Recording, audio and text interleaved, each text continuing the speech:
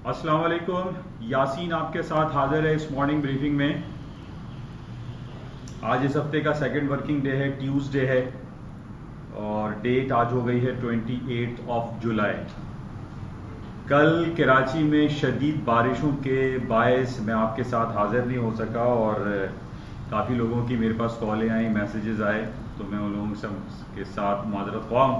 लेकिन बारिश की शिद्दत इतनी ज़्यादा थी कि एक तो पूरा कराची शहर हमारा जो है ये बारिशों में बिल्कुल उलट हो जाता है। हमारा फरसूदा, बेकार, थका हुआ जो बल्दियाती निज़ाम है इसने हमारे कराची शहर की खूबसूरती को तबाह कर दिया है। हम ज़्यादा से ज़्यादा रिक्वेस्ट ही कर सकते हैं और कुछ कर नहीं सकते। सिर्फ अपनी हुकूमत पाकिस्तान को और हमारी जो बल्दियाती हुकूमत है, हुकूमत सिंध से हम सिर्फ इल्तिजा ही कर सकते हैं कि इस निज़ाम को बेहतर किया जाए। अगर ये बेहतर नहीं होगा, कहीं ऐसा ना हो कि फिर कुछ और दूसरी जो कुव्वतें हैं वो हमारे ऊपर कल को आके बैठ जाएं और फिर हम रोना शुरू कर दें कि ये हुआ तो क्यों हुआ।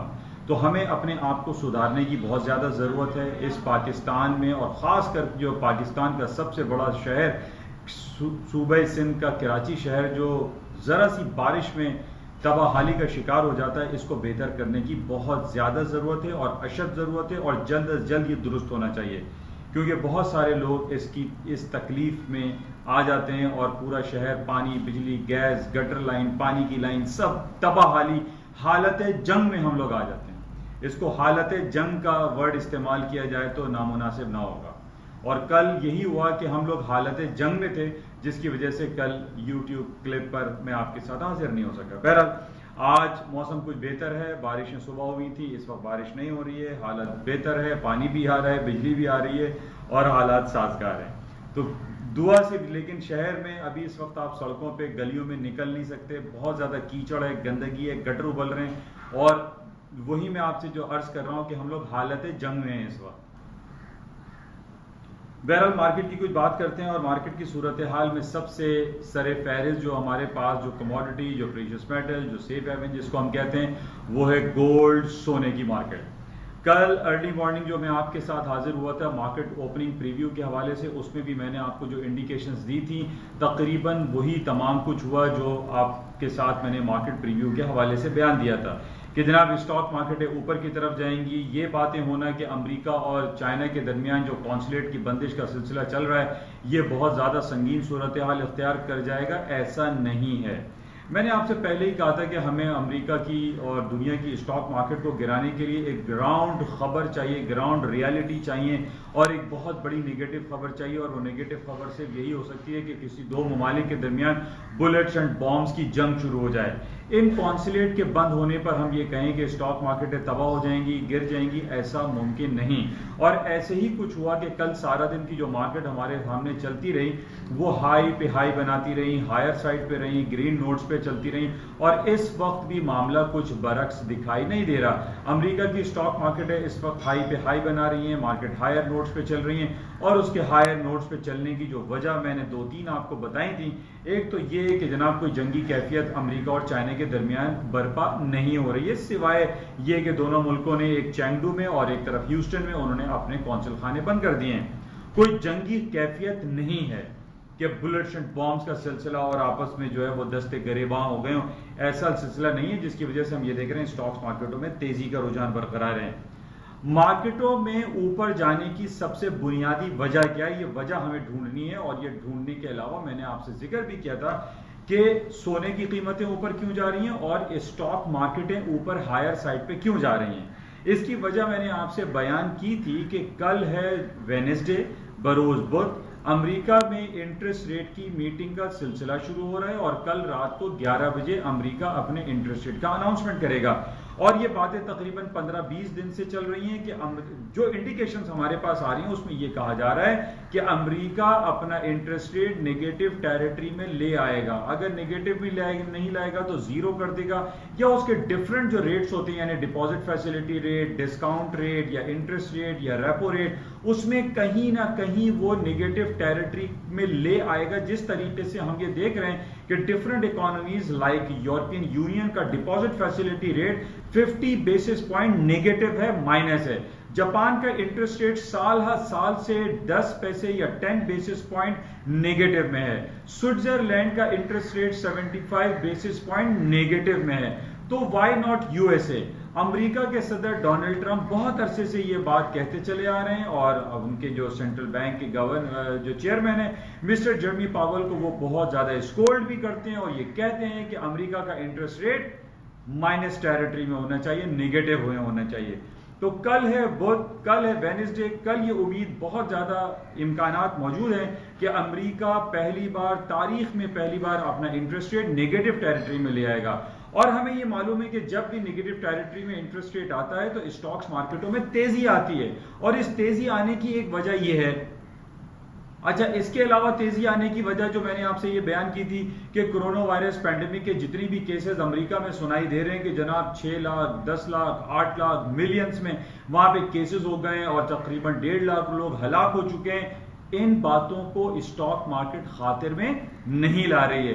उसकी वजह यह है कि अब कहीं ना कहीं हम देख रहे हैं यूरोप में, एशिया में जो मुआशी पहिया पिछले 6 महीनों से बंद था वो खुलना शुरू हो गया है। जो रीओपनिंग की बात हो रही है, इन बेसिस पे हम ये देख रहे हैं कि मुआशी हालात बेहतरी की तरफ जा रहे हैं। पाकिस्तान में भी इमरान खान साहब ने यह कहा है कि अगर कोरोना वायरस के केसेस यहीं रुक गए, इंटैक्ट रहे या उसके अंदर डिक्रीज हुआ तो हम पूरी इकोनॉमी को ओपन कर देंगे। तो ये बहुत सारे ममालिक में हो रहा है कि रीओपनिंग की बात हो रही है और इन्हीं बेसिस पे स्टॉक मार्केटों में तेजी का रुझान वापसी की तरफ आ रहा है। न सिर्फ अमेरिका और यूरोप बल्कि पाकिस्तान की स्टॉक मार्केट भी तकरीबन 38,000 के लेवल्स पर पहुंच चुकी है। तो उसकी वजह क्या है कि रीओपनिंग की बात आ रही है, इंटरेस्ट रेट की कटौतियों की बात आ रही है, इन बेसिस पे स्टॉक्स मार्केटों में तेजी आ रही है। अच्छा, इसके अलावा जैसे मैंने आपसे ये कहा कि ये जो जुलाई का महीना है ये अर्निंग सीजन है। आज हमारे पास जो अर्निंग की जो रिपोर्ट आएगी वो मैकडॉनल्ड की आएगी, बड़ी रिपोर्ट है, मार्केट ओपनिंग से पहले आएगी मैकडॉनल्ड। इसकी रिपोर्ट्स भी अच्छी आने की उम्मीदें हैं। हालांकि ये एक तरफ कहा जा रहा है कि 6 महीने से सारा कुछ बंद पड़ा हुआ था, लेकिन हमें ये पता है कि मैकडॉनल्ड ने अपने ड्राइव थ्रू सर्विसेज को ऑन रखा हुआ था। इन बेसिस पे हम ये कह सकते हैं, ये प्रेडिक्शन हमारे पास अवेलेबल है कि मैकडॉनल्ड की अर्निंग रिपोर्ट्स पॉजिटिव में आ सकती हैं, उसके रेवेन्यू जनरेशन में इजाफा हो सकता है, उसके ईपीएस में भी इजाफा हो सकता है। बहरहाल ये मार्केट ओपनिंग से पहले हमें पता चलेगा, अभी से तकरीबन 3 से 4-5 घंटे अभी बाकी हैं। तो ये जो हमारे पास जो सिनेरियो है, जो पूरा जैसे मैं आपसे कहता हूं कि माहौल हमारे पास जो बना हुआ है उसमें कहीं नेगेटिविटी का पहलू बहुत ज्यादा हमें दिखाई नहीं दे रहा है और इसी वजह से स्टॉक्स मार्केटें जो हैं अपनी तारीख की बुलंदियों के करीब करीब खड़ी हुई हैं। अच्छा, इसी तरीके से हम ये देख रहे हैं कि जो गोल्ड की कीमतें हैं वो आज सवेरे पाकिस्तान में सुबह 6-7 बजे 1981 का तारीख की बुलंद तरीन सतह पे सोने की कीमतें आ गई और पाकिस्तान में रूपी रेट में अगर लगाएं तो 1,25,000 रुपए तोला हो गया सोना, बल्कि 25 या 26,000 रुपए तोला सोना है, जो कि पाकिस्तान की भी तारीख की बुलंद तरीन सतह है। तो ये तमाम सिनेरियो जो हम देख रहे हैं, और मैं काफी अरसे से आपसे ये कहता चला आ रहा हूं कि सोने की कीमतों में तेजी है, ऊपर की तरफ मार्केटें जाएंगी। और कल जब मार्केट ने अपना 9 या 10 साल का हिस्ट्री हाई ब्रेक किया 1923 का, उसके बाद हमने देखा कि एट सडन मार्केट में तेजी आई और 1945 तक मार्केट चली गई। और आज अर्ली मॉर्निंग हम जापान की और चाइनीज और एशियन मार्केट में हम ये देख रहे हैं, जो इलेक्ट्रॉनिक मार्केट चल रही है, कि गोल्ड की कीमतें $1981 तक पहुंच गई हैं। आप कह सकते हैं कि तकरीबन $2,000 पर आउंस के हिसाब से गोल्ड की कीमतें पहुंच चुकी हैं। और मैं कई अरसे से आपसे ये कहता चला आ रहा हूं कि जनाब गोल्ड की कीमतों में तेजी होगी और वो यही हो रही है। मैंने कभी भी आपको ये नहीं कहा कि आप सेल करके चांस लें, बल्कि मैं आपको यही रिकमेंड करता रहा कि गोल्ड की कीमतें ऊपर की तरफ जाएंगी, आप बाय से चांस लें। जब चांस ही लेना है तो आप बाय से चांस लें, why you are going in short selling side पे आप चांस ले रहे हैं, ये ना लें। और आज हमारे पास कुछ खबरें आई हैं कि पाकिस्तान में बहुत सारे जो गोल्ड ज्वेलर्स की जो ट्रेडिंग प्लेटफॉर्म थे वो बंद कर दिए गए हैं, वहां पे ट्रेडिंग नहीं हो रही है। उसकी वजह यह है कि बहुत ज्यादा लोग शॉर्ट सेलिंग में बैठे हुए थे और ह्यूज लॉसेस उनको बियर करने पड़ रहे हैं, जिसकी वजह से बहुत सारी जगहों से ये प्लेटफॉर्म को बंद किया गया है। लेकिन मेरा कहने का मकसद आप लोगों को बताने का यही रहता है इस यूट्यूब चैनल के थ्रू, क्योंकि मैं अगर ये कहूं कि इस उर्दू चैनल में मेरे अलावा शायद कोई भी इस मार्केट में YouTube पर ये सर्विसेज प्रोवाइड नहीं कर रहा है। मैं बारहा लोगों को ये कहता रहता हूं कि आप जब भी इस फाइनेंशियल मार्केट में ट्रेड करें तो आपको दाएं बाएं आपको पता होना चाहिए कि what is happening around you, मार्केटें ऊपर क्यों जा रही हैं, मार्केटें नीचे क्यों जा रही हैं, इसका आपको पता होना चाहिए। मैंने पिछले अपनी क्लिप में भी ये कहा था कि अक्सर लोग ये बयान देते हैं कि मुझे लग रहा है कि सोना ऊपर चला जाएगा, मुझे लग रहा है कि सोना नीचे आ जाएगा।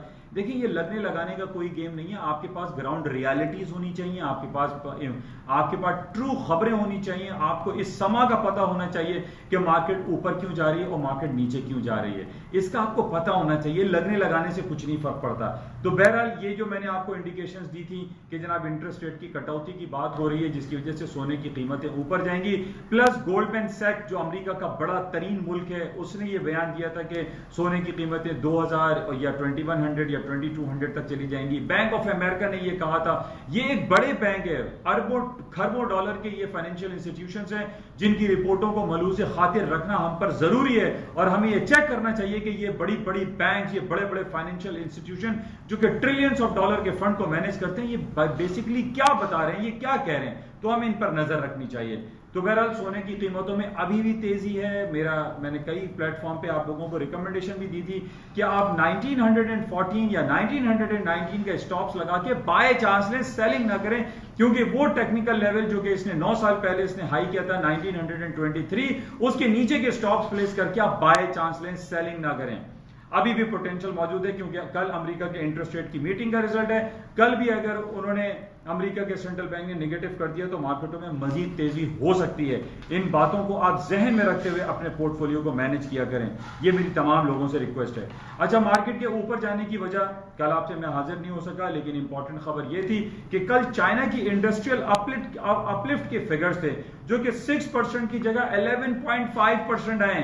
ये पहली बार हो रहा है पिछले 6 महीने में कि जब से कोरोना वायरस पैंडेमिक आया है तो चाइना की जो रिपोर्ट्स हैं वो अच्छी आ रही हैं, उनके इंडस्ट्रियल प्रोडक्शन की रिपोर्टें अच्छी आ रही हैं, उनके जीडीपी की रिपोर्ट अच्छी आ रही है, उनकी ग्रोथ रिपोर्टें अच्छी आ रही है। तो हाउ कैन आई से कि गोल्ड स्टॉक मार्केटें गिर जाएंगी? नहीं गिरेंगी।